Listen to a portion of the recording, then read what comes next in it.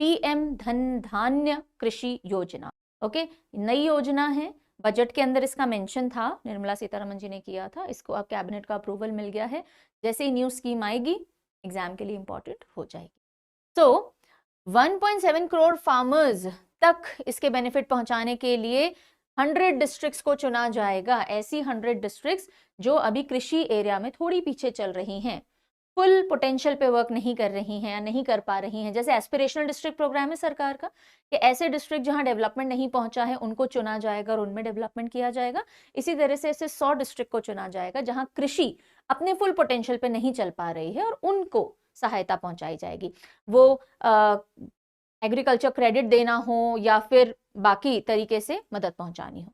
तो main M क्या है? एग्रीकल्चर प्रोडक्टिविटी एनहांस करना, crop diversification, sustainable agricultural practices. जब हार्वेस्ट हो जाता है, फसल की कटाई हो जाती है, तो स्टोरेज, पोस्ट हार्वेस्ट जो स्टोरेज है वो अलग अलग लेवल पे करवाने की व्यवस्था, इरिगेशन फैसिलिटीज प्रोवाइड की जाएंगी और long and short term credit किसानों तक पहुंचाया जाएगा।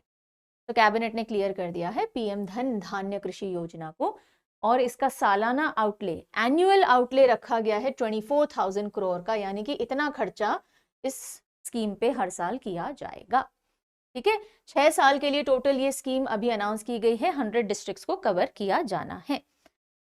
और ये जो 100 डिस्ट्रिक्ट्स हैं ये कैसे चुनी जाएंगी? 3 मेन पैरामीटर्स पे। पहला, लो क्रॉप प्रोडक्टिविटी, जो उत्पादकता है वो कम है, यानी कि जिस एरिया में जितना प्रोडक्शन आना चाहिए उतना नहीं निकल के आ रहा है, यानी प्रोडक्टिविटी कम है, राइट। नॉर्मल क्रॉप या क्रॉपिंग इंटेंसिटी, क्रॉपिंग इंटेंसिटी कम है, यानी कि एक बार आप उस जमीन को आप कितना एफिशिएंटली यूज करते हो, यानी कितनी साइकिल्स ऑफ एग्रीकल्चर उससे निकाल पाते हो, अगर वो कम है। And below average agricultural loan dispersal, agricultural loans नहीं मिल रहे हैं यहाँ लोगों को, इसकी वजह से खेती अफेक्ट हो रही है। तो इन बेसिस पे 100 डिस्ट्रिक्ट्स को चुना जाएगा। ठीक है, और इस स्कीम को लाने के लिए छोटी बड़ी 36 स्कीम्स को कन्वर्ज किया गया है, एग्जिस्टिंग स्कीम्स को जो डिस्ट्रिक्ट लेवल पे या लोकल लेवल्स पे चल रही थी। 36 ऐसी स्कीम्स को एक साथ ला दिया गया।